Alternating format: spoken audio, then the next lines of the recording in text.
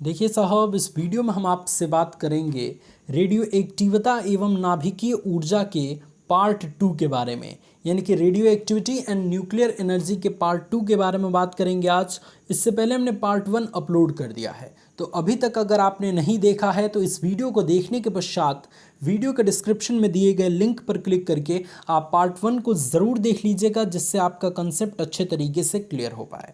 Part 2 में आज हम टोटल 15 इंपॉर्टेंट क्वेश्चंस को सॉल्व करेंगे और उनके कंसेप्ट को अच्छे तरीके से सीखते हुए चलेंगे। इसमें कुछ क्वेश्चन थ्योरेटिकल टाइप के हैं और कुछ क्वेश्चन न्यूमेरिकल्स टाइप के हैं, इसलिए वीडियो को ध्यान से ज़रूर देखिएगा। इससे पहले हम इस वीडियो को शुरू करें, आप देख रहे हैं हमारा चैनल पांडे जी टेक्निकल। मैं हूँ आपका दोस्त रोशन पांडे। आइए अपने इस वीडियो को शुरू करते हैं। वीडियो को शुरू करने से पहले दोस्त, आप सभी का रिस्पांस आजकल बहुत कम आ रहा है, इससे थोड़ा सा जो है वो मोटिवेशन डाउन होता है। इसलिए जब वीडियो आपको अच्छा लगे, अगर अच्छा लगे तभी अपने दोस्तों तक शेयर कीजिए, ठीक है। लेकिन शेयर ज़रूर कर दिया कीजिए अगर अच्छा लगता है तो। वीडियो को लाइक और शेयर करना बिल्कुल ना भूलिएगा। चलिए आज के इस सबसे पहले क्वेश्चन पे हम शुरू करते हैं। सबसे पहला क्वेश्चन आपका स्क्रीन पे है कि बीटा किरणें किस प्रकार का आवेश वहन करती हैं, ठीक है। तो बीटा किरणों पर मैंने आपको बताया था कि बीटा किरणें चूंकि ऋणात्मक जो है वो गुण प्रदर्शित करती हैं, बीटा किरणों पर जो है वो ऋणात्मक आवेश होता है। ये कैसे पता चला? रदरफोर्ड ने एक प्रयोग किया, मैंने आपको बताया था, जिसमें कुछ रेडियो एक्टिव तत्वों को उन्होंने जो है वो कुछ विद्युत क्षेत्र में रखा, जिसमें एक प्लेट को पॉजिटिव चार्ज और दूसरे प्लेट को नेगेटिव चार्ज दिया। तो जैसे ही किरणें निकली तो अल्फ़ा किरणें जो हैं, चूँकि पॉजिटिव होती हैं अल्फ़ा किरणें, तो वो नेगेटिव क्षेत्र की तरफ आकर्षित होती चली गई। इसके अलावा बीटा किरणें पॉजिटिव क्षेत्र की तरफ आकर्षित होती चली गई और गामा किरणें सीधे निकल गई। इससे स्पष्ट हुआ कि जो भी किरणें पॉजिटिव क्षेत्र की तरफ निकल रही हैं वो क्या हैं? वो निगेटिव हैं। वो किरणें निगेटिव हैं और उनको बीटा किरण कहा गया। जो किरणें पॉजिटिव क्षेत्र की तरफ निगेटिव क्षेत्र की तरफ जा रही हैं, इससे स्पष्ट होता है कि वो किरणें पॉजिटिव हैं। तभी तो पॉजिटिव और नेगेटिव ये दोनों एक दूसरे को अट्रैक्ट कर रहे हैं, आकर्षित कर रहे हैं। तो ये जो पॉजिटिव किरणें हैं उनको अल्फा किरण कहा गया और जिस पे कोई आवेश नहीं होता है उसको गामा किरण कहा गया, ठीक है। तो बीटा किरणें किस प्रकार का आवेश वहन करती हैं? तो चूंकि ये जो है वो पॉजिटिव प्लेट की तरफ विक्षेपित होती हैं, पॉजिटिव प्लेट की तरफ मुड़ती हैं, इसलिए इन पर आवेश क्या होता है? ऋणात्मक आवेश होता है। इसलिए ये ऋणात्मक आवेश वहन करती हैं। ऑप्शन नंबर बी बिल्कुल करेक्ट आंसर हो जाएगा, ठीक है ना। आगे बढ़ते हैं और नेक्स्ट क्वेश्चन के बारे में बात करते हैं। नेक्स्ट क्वेश्चन आपके स्क्रीन पे है कि गामा किरणें किससे बनी होती हैं, ठीक है। तो गामा किरणें किससे बनी होती हैं? तो गामा किरणें विद्युत चुंबकीय तरंगों से मिलकर बनी होती हैं। मैंने लास्ट वीडियो में आपको बताया था कि पार्ट वन में मैंने आपको बताया था कि जो गामा किरणें होती हैं वो प्रकाश की चाल के बराबर इनकी चाल होती है, ठीक है। और प्रकाश विद्युत चुंबकीय तरंगों के रूप में चलता है, यानी कि प्रकाश को चलने के लिए किसी प्रकार की माध्यम की आवश्यकता नहीं होती। इसलिए जो है वो विद्युत चुंबकीय तरंगों के रूप में प्रकाश चलता है। और जो गामा किरणें होती हैं वो प्रकाश की चाल के बराबर लगभग चलती हैं। इसलिए गामा किरणें किससे बनी होती हैं? विद्युत चुंबकीय तरंगों से बनी होती हैं। तो इसलिए ऑप्शन नंबर डी बिल्कुल करेक्ट आंसर हो जाएगा।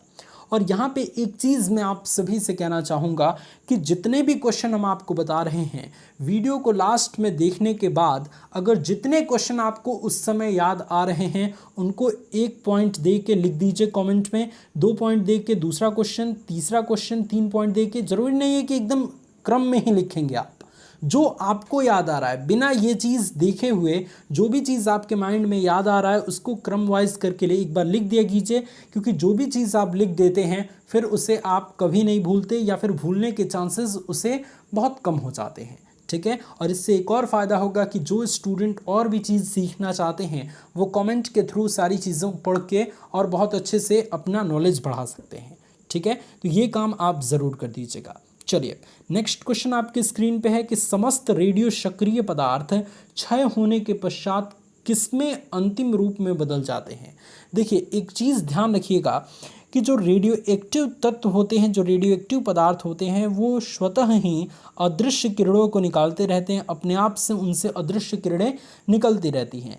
ये अदृश्य किरणें निकलने के कारण इनका जो है वो वेट भी कम होता रहता है, क्योंकि जाहिर सी बात है किसी भी चीज़ से अगर कोई चीज़ निकल रहा है बार बार, तो उससे अगर वो चीज़ संबंधित है तो उस पदार्थ का वेट कम होगा। तो रेडियो सक्रिय पदार्थ से जब उसका क्षय होता है, जो किरणें अदृश्य निकलती हैं, उससे क्या होता है कि उनका क्षय होने लगता है, उनका वेट जो है वो कम होने लगता है, धीरे धीरे करके उनका वेट बहुत कम हो जाता है और लास्ट में वो क्या हो जाती हैं, सीसा में बदल जाती हैं। ठीक है, तो जितने भी रेडियो सक्रिय पदार्थ हैं वो उनका क्षय होने के पश्चात वो अंतिम रूप में सीसे में बदल जाती हैं। इसलिए ऑप्शन नंबर बी आप हमेशा ध्यान में रखेंगे। ये कई बार आपके कॉम्पिटिटिव एग्जाम्स में पूछा गया है कि समस्त रेडियो सक्रिय पदार्थ क्षय होने के पश्चात किसमें अंतिम रूप में बदल जाती हैं, तो सीसा में आप ध्यान रखेंगे। ठीक है ना, आगे बढ़ते हैं और नेक्स्ट क्वेश्चन के बारे में बात करते हैं। नेक्स्ट क्वेश्चन आपके स्क्रीन पे है कि किस रेडियो एक्टिव तत्व का नाम उसके खोजकर्ता के नाम पर रखा गया है। ठीक है, तो यहाँ पे 4 ऑप्शंस नज़र आ रहे होंगे जिसमें करेक्ट आंसर आपका पोलोनियम है। पोलोनियम एक ऐसा रेडियो एक्टिव तत्व है जिसका नाम उसके खोजकर्ता के देश के नाम पर रखा गया है। अब यहाँ पे क्वेश्चन क्रिएट होता है कि साहब पोलोनियम के खोजकर्ता कौन हैं, तो पोलोनियम के खोजकर्ता मैडम क्यूरी और उनके पति पियरे क्यूरी ने की थी। कब की थी, तो 1898 ईस्वी में की थी। ठीक है, इस चीज़ को आप हमेशा ध्यान रखेंगे। और चूंकि जो मैडम क्यूरी थी वो पोलैंड की निवासी थी, कहाँ की, पोलैंड की निवासी थी, इसलिए उनके देश के नाम पर इस पोलोनियम का नाम पोलोनियम पड़ा। ठीक है, अब यहाँ पे क्वेश्चन ये क्रिएट होता है कि पोलोनियम का तब शुरुआत में नाम क्या था, तो पोलोनियम का शुरुआत में नाम रेडियम एफ था। क्या था, रेडियम एफ था, लेकिन बाद में चूंकि मैडम क्यूरी पोलैंड की निवासी थी इसलिए रेडियम एफ से इसका नाम पोलोनियम पड़ गया। ठीक है, तो यही क्वेश्चन क्रिएट होता है कि किस खोजकर्ता के देश के नाम पर इस रेडियो एक्टिव तत्व का नाम रखा गया। ठीक है, तो पोलोनियम एक ऐसा रेडियो एक्टिव तत्व है जिसका नाम उसके खोजकर्ता के देश के नाम पर रखा गया है। ठीक है, तो आप इस भी एडिशनल पॉइंट को ध्यान रखेंगे कि पोलोनियम एक ऐसा रेडियो एक्टिव तत्व है जिसका नाम जो है वो उसके खोजकर्ता के देश के नाम पर रखा गया है। इसके खोजकर्ता हैं मैडम क्यूरी और उनके पति पियरे क्यूरी। ठीक है, इतनी चीज़ें आप ध्यान रखेंगे। इसके अलावा नेक्स्ट क्वेश्चन आपकी स्क्रीन पे है कि निम्नलिखित में से कौन सा तत्व प्राकृतिक रेडियो सक्रियता नहीं दर्शाता है। आप ऑप्शन देख के ही इसका अंदाज़ा लगा सकते हैं कि कौन सा ऑप्शन करेक्ट होगा। पहला ऑप्शन है यूरेनियम, दूसरा है थोरियम, तीसरा है पोलोनियम और चौथा है एल्युमिनियम। ठीक है, तो स्पष्ट तौर पे यहाँ पे दिख रहा है कि एल्युमिनियम जो है वो रेडियो सक्रियता नहीं दर्शाता है, ये एक रेडियो सक्रिय तत्व नहीं है। बाकी यूरेनियम, थोरियम और पोलोनियम ये सभी क्या हैं, एक रेडियो एक्टिव तत्व हैं, इसलिए ये रेडियो सक्रियता दर्शाते हैं, लेकिन एल्युमिनियम रेडियो सक्रियता नहीं दर्शाता। इसलिए ऑप्शन नंबर सी हमारा क्या हो जाएगा, बिल्कुल करेक्ट आंसर हो जाएगा। इसके अलावा एल्युमिनियम से संबंधित और भी एक मोस्ट इम्पॉर्टेंट चीज़ आप ध्यान रखेंगे कि एल्युमिनियम पृथ्वी पर पाया जाने वाले सबसे ज़्यादा मात्रा में धातु होता है। क्वेश्चन ये क्रिएट होता है कि पृथ्वी पर सर्वाधिक मात्रा में पाई जाने वाली धातु कौन सी है, तो वो है एल्युमिनियम। तो इस एडिशनल चीज़ को आप ध्यान रखेंगे। जिस क्वेश्चन के बारे में भी जो भी चीज़ आपको पता है वो आप एक बार कमेंट में लिख दीजिएगा, जिससे उस चीज़ के भूलने के चांसेस बहुत ज़्यादा कम हो जाएं। इसके अलावा नेक्स्ट क्वेश्चन आपकी स्क्रीन पे है कि रेडियो एक्टिवता की खोज किसने की थी। ये मैंने कई बार आपको बताया है, पार्ट 1 में भी बताया है मैंने। पार्ट 1 में पहला क्वेश्चन ही बताया था कि रेडियो सक्रियता की खोज किसने की थी। तो रेडियो एक्टिवता की खोज किसने की थी, बताइए फटाफट कमेंट में, चलिए बताइए जल्दी। रेडियो एक्टिवता की खोज किसने की थी, हेनरी बैकरल ने की थी। बिल्कुल सही, ऑप्शन नंबर ए बिल्कुल करेक्ट आंसर है। इसी तरीके से आप अपनी पढ़ाई कीजिए, इसी तरीके से अपना रिवीजन कीजिए। ठीक है, इसके अलावा जो रदरफोर्ड थे इनके बारे में मैंने क्या बताया कि रदरफोर्ड ने अल्फा, बीटा और गामा किरणों की खोज की थी। ठीक है, इसके अलावा ईटा पर नाच, इससे मैंने क्या बताया था, पर से क्या हो जाएगा, प्रोटॉन की खोज रदरफोर्ड ने की थी। कई जगह गोल्डस्टीन भी होता है, लेकिन प्रोटॉन की खोज रदरफोर्ड ने की थी, तो इस चीज़ को भी आप ध्यान रखेंगे। आगे बढ़ते हैं और नेक्स्ट क्वेश्चन के बारे में बात करते हैं। नेक्स्ट क्वेश्चन आपके स्क्रीन पे है कि सबसे अधिक भेदनशील है, सबसे अधिक भेदन क्षमता किसकी होती है? 4 ऑप्शंस आपको दिए गए हैं। अगर आप कल की वीडियो देखे होंगे, पार्ट 1 देखे होंगे, तो बहुत जल्दी बता पाएंगे कि कौन सा ऑप्शन करेक्ट है। चलिए जल्दी कमेंट में बताइए कि सबसे अधिक भेदनशील कौन सी है, कौन से किरणों की भेदन क्षमता सबसे अधिक होती है। तो मैंने क्या बताया था आपको, गामा किरणों की भेदन क्षमता सबसे अधिक होती है और गामा किरणों की स्पीड भी यानी कि चाल भी सबसे अधिक होती है। गामा किरणों की चाल प्रकाश की चाल के लगभग बराबर होती है। ठीक है, प्रकाश की चाल कितनी होती है? 3 × 10⁸ मीटर प्रति सेकेंड। तो ये भी चीज़ आप इसके अलावा ध्यान रखेंगे। ये क्वेश्चन देखिए 2001 में आपका पूछा गया है। तो यहाँ पे ऑप्शन नंबर सी बिल्कुल करेक्ट आंसर हो जाएगा। इसके अलावा नेक्स्ट क्वेश्चन आपके स्क्रीन पे है। नेक्स्ट क्वेश्चन ये कह रहा है कि परमाणु नाभिक में से किसके निकलने पर परमाणु संख्या तथा द्रव्यमान संख्या अपरिवर्तित रहती है। देखिए दोनों के बारे में बात किया गया है, परमाणु संख्या भी और द्रव्यमान संख्या भी। ये दोनों क्या होती हैं? अपरिवर्तित होती हैं, इसमें कोई भी परिवर्तन देखने को नहीं मिलता है। तो किसके जो है निकलने से? गामा किरणों के निकलने से।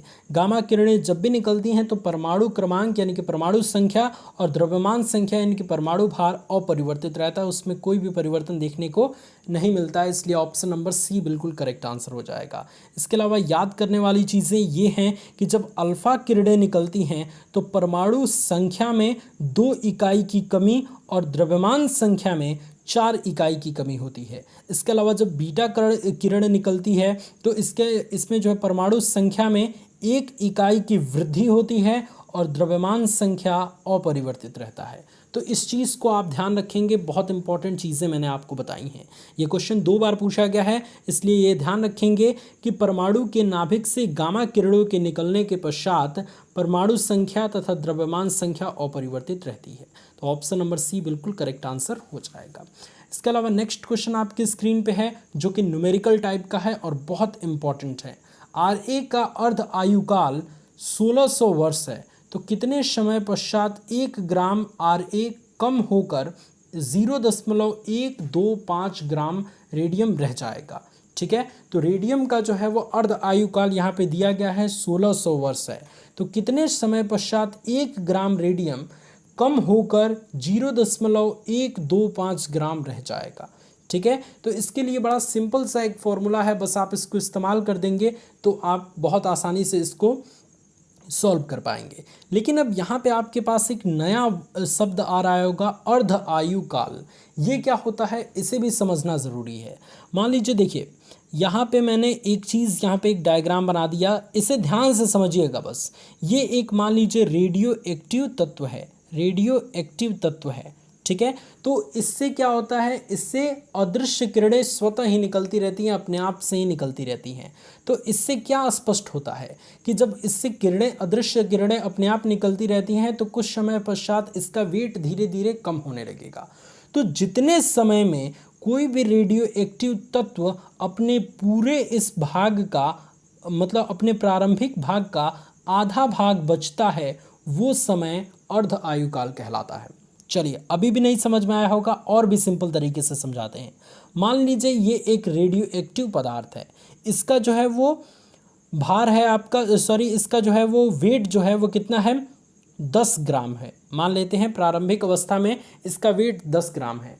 तो जितने समय में ये रेडियो एक्टिव पदार्थ 5 ग्राम हो जाएगा, कितना ग्राम, 5 ग्राम हो जाएगा, यानी कि अपने प्रारंभिक मात्रा का आधा भाग बच जाएगा जितने समय में, वो समय इसका अर्ध आयुकाल कहलाएगा। मान लीजिए इस 10 ग्राम से 5 ग्राम में कन्वर्ट होने में इसको 1 साल लगता है। कितना, 1 साल लगता है। तो ये जो समय होगा वो इसका अर्ध आयुकाल कहलाएगा। ठीक है, हाफ लाइफ टाइम कहलाएगा। तो एक बार फिर से हमारा परिभाषा क्या बनता है कि वह समय जिसमें कोई भी रेडियो एक्टिव पदार्थ अपनी प्रारंभिक मात्रा का आधा भाग बचता है, वो समय अर्ध आयुकाल कहलाता है। ठीक है, आई बात समझ में, अब कोई दिक्कत नहीं होनी चाहिए। चलिए, तो अर्ध आयुकाल दिया गया है कितना, 1600 वर्ष है। इसे टी हाफ से प्रदर्शित करते हैं, टी 1/2 से प्रदर्शित करते हैं अर्ध आयुकाल को। तो ये कितना दिया गया है, 1600 वर्ष दिया गया है। और ये कह रहा है कि कितने वर्षों के पश्चात 1 ग्राम रेडियम कम होकर 0.125 ग्राम रह जाएगा। ठीक है, तो आइए देखते हैं कि कैसे हम इसको सॉल्व करेंगे। देखिए अर्ध आयुकाल टी हाफ बराबर 1600 वर्ष दिया गया है। प्रारंभिक मात्रा, प्रारंभिक द्रव्यमान एमओ कितना दिया गया है 1 ग्राम, और कितने समय पश्चात इतना बच जाएगा, यानी कि उसका शेष मात्रा कितना बचेगा 0.125, यानी कि केवल m का मान 0.125 दिया गया है और प्रारंभिक मात्रा जो दिया गया है MO बराबर 1 दिया गया है। ठीक है, तो इस स्थिति में अर्ध आयुकालों की संख्या को हम यहाँ पे n से रिप्रेजेंट करते हैं, अर्ध आयुकाल को नहीं, अर्ध आयुकालों की संख्या को स्मॉल n से। और इसके लिए एक छोटा सा फॉर्मूला बस आपको याद करना होगा कि स्मॉल m बराबर MO इंटू 1/2 n। ठीक है, ये एक फॉर्मूला आपको ध्यान रखना है, जिसमें ये MO क्या है, MO जो है वो प्रारंभिक मात्रा है और M जो है वो शेष मात्रा है। प्रारंभिक मात्रा भी आपको क्वेश्चन में दिया गया है यहाँ पे 1 ग्राम, और शेष मात्रा भी दिया गया है 0.125।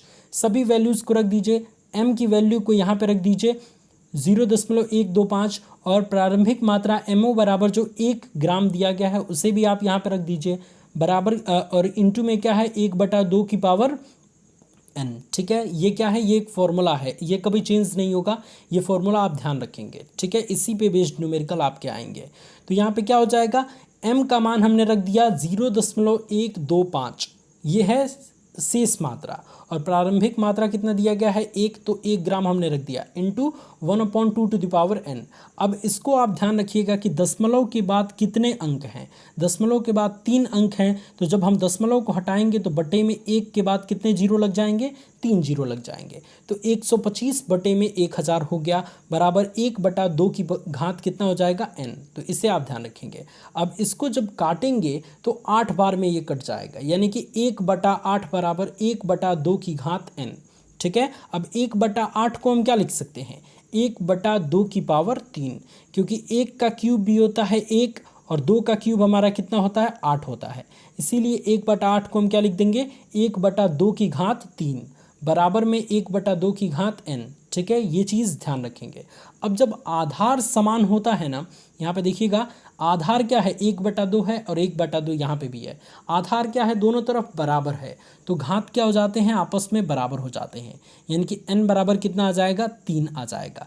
ये क्या आ गया, ये अर्ध आयुकालों की संख्या निकल के आ गया। लेकिन अब कितना समय लगेगा 1 ग्राम से 0 कुछ ग्राम में कन्वर्ट होने में, उसे कितना समय लगेगा ये निकालना है हमें।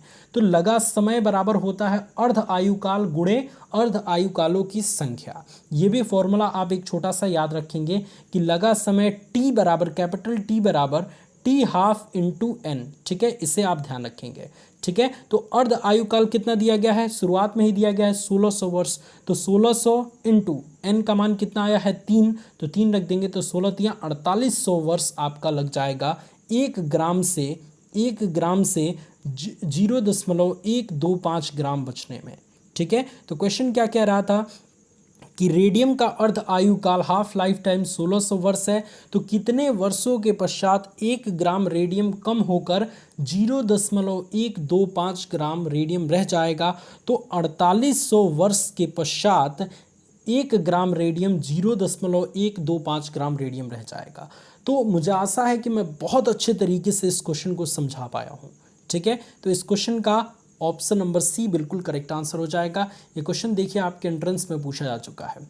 इसके अलावा सिमिलर इसी के एकदम समान एक और क्वेश्चन है जो आपके स्क्रीन पे है, आप इसे सॉल्व कीजिए। ठीक है, और अगर सॉल्व नहीं होता है तो कोई बात नहीं, मैं सारे क्वेश्चन कराने के पश्चात वीडियो के लास्ट में इस क्वेश्चन को भी सॉल्व करा दूंगा।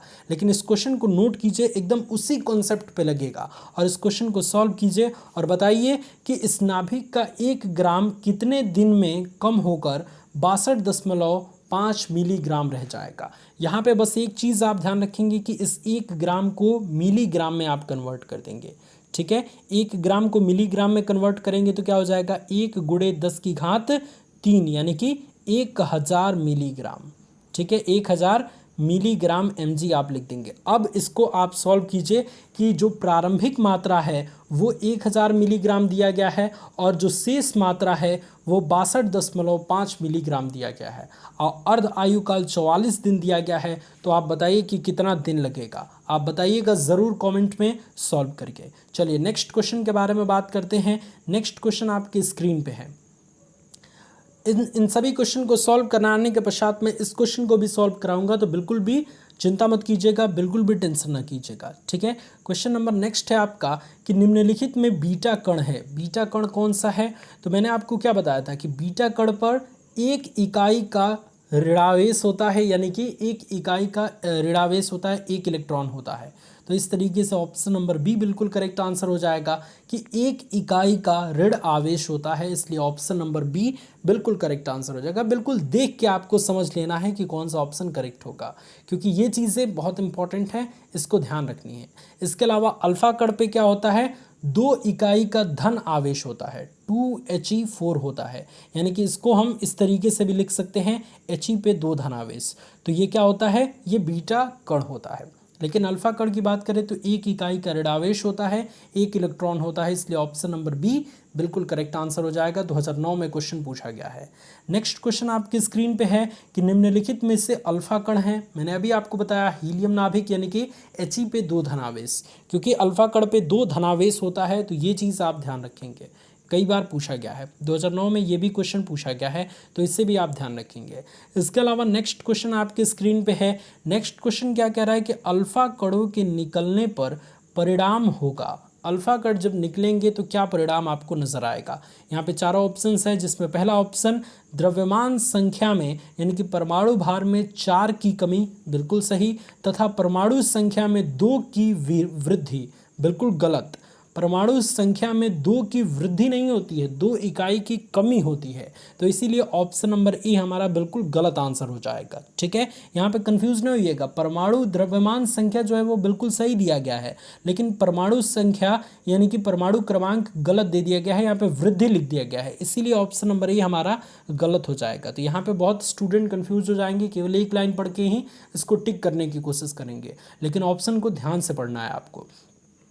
दूसरा ऑप्शन आपका कह रहा है कि द्रव्यमान संख्या में वृद्धि और द्रव्यमान संख्या अपरिवर्तित, बिल्कुल गलत ये भी आंसर है, क्योंकि अल्फा आप जानते हैं कि अल्फा कण जब निकलता है, अल्फा किरणों का क्षय होता है, तो इस स्थिति में परमाणु संख्या में 2 की कमी और द्रव्यमान संख्या में 4 की कमी होता है, ठीक है। तो तीसरा ऑप्शन देख लेते हैं। तीसरा ऑप्शन कह रहा है द्रव्यमान संख्या में 4 तथा परमाणु संख्या में 2 कम होना, बिल्कुल सही आंसर है, ऑप्शन नंबर सी बिल्कुल करेक्ट आंसर है कि परमाणु संख्या यानी कि द्रव्यमान संख्या में परमाणु संख्या नहीं, द्रव्यमान संख्या यानी कि परमाणु भार में 4 इकाई की कमी और परमाणु संख्या यानी कि परमाणु क्रमांक में 2 इकाई की कमी होती है, ठीक है। तो ऑप्शन नंबर सी हमारा क्या हो जाएगा, यहाँ पे बिल्कुल करेक्ट आंसर हो जाएगा। तो यहाँ पे ऑप्शन नंबर सी को हम टिक करेंगे कि अल्फा कण निकलने के परिणाम जो है वो ये प्राप्त होगा।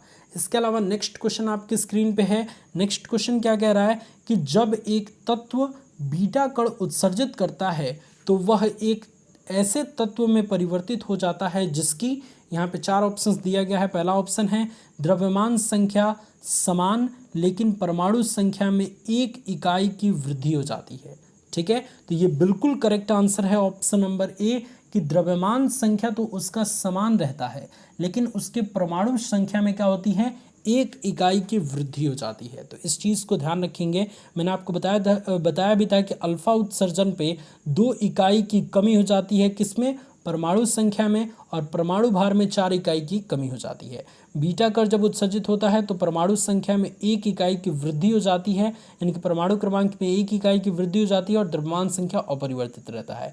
गामा उत्सर्जन में परमाणु संख्या भी और परमाणु परमाणु भार भी, ये दोनों क्या होते हैं, अपरिवर्तित होते हैं। तो यहाँ के लिए चूंकि बीटा कण उत्सर्जित हो रहा है इसीलिए द्रव्यमान संख्या समान रहेगा, यानी कि वो कोई परिवर्तन नहीं होगा उसमें, लेकिन परमाणु संख्या में 1 इकाई की वृद्धि हो जाएगी, ठीक है ना। ये क्वेश्चन 2004 में पूछा गया है, मोस्ट इंपॉर्टेंट है, इसलिए आप ध्यान रखेंगे। इसके अलावा नेक्स्ट क्वेश्चन ये कह रहा है कि न्यूक्लिय अभिक्रिया X एरो X+B ठीक है। इसमें x क्या दिया गया है कि ये z जो है वो परमाणु संख्या को डिनोट किया गया है और a जो है वो परमाणु भार यानी कि द्रव्यमान संख्या को डिनोट किया गया है। तो द्रव्यमान संख्या में नेक्स्ट अभिक्रिया में आप देख रहे हैं कि 4 की कमी हो रही है, -4 लिखा गया है, और परमाणु संख्या में 2 की कमी हो रही है। इसका मतलब क्या है कि इसमें b क्या है, b जो है वो अल्फा कण है, तभी तो इसमें जो है वो इसके परमाणु संख्या में 2 इकाई की कमी और परमाणु भार यानी कि द्रव्यमान संख्या में 4 इकाई की कमी हो रही है। इसलिए ऑप्शन नंबर डी बिल्कुल करेक्ट आंसर हो जाएगा कि 1 अल्फा कण उत्सर्जित हो रहा है। ठीक है, तो इस चीज़ को ध्यान रखेंगे कि जब भी परमाणु संख्या में 2 इकाई की कमी और द्रव्यमान संख्या में 4 इकाई की कमी हो तो वहाँ पे अल्फा कण उत्सर्जित होगा। तो इसलिए यहाँ पे 1 अल्फा कण ऑप्शन नंबर डी बिल्कुल करेक्ट आंसर हो जाएगा। अब हम चलते हैं हम अपने उस न्यूमेरिकल की तरफ जो हमने आपको दिया था। तो आशा करते हैं कि अभी तक ये न्यूमेरिकल आपने सॉल्व कर लिया होगा, क्योंकि देखिए न्यूमेरिकल हमने वो चीज़ इससे रिलेटेड एक न्यूमेरिकल हमने करा दिया है। देखिए क्या दिया क्या है कि एक रेडियो एक्टिव नाभिक की अर्ध आयु 44 दिन है, यानी कि टी हाफ का मान दे दिया गया है कितना, 44 दिन। ठीक है ना। इसके इस नाभिक का 1 ग्राम कितने दिन में कम होकर 62.5 मिलीग्राम रह जाएगा। तो इसे 1 ग्राम को मिलीग्राम में कन्वर्ट कर लीजिए तो MO का मान मिल गया हमारा। 1 ग्राम को मिलीग्राम में कन्वर्ट करेंगे तो 1000 मिलीग्राम हो जाएगा। आई बात समझ में, 1000 क्या हो जाएगा, मिलीग्राम हो जाएगा। इसके अलावा M का मान दिया गया है कितना, ये दिया गया है 62.5 मिलीग्राम। ठीक है, अब ये वाला फॉर्मूला आप सिंपल तरीके से लगा दीजिए कि स्मॉल m बराबर MO into 1/2 to the power n।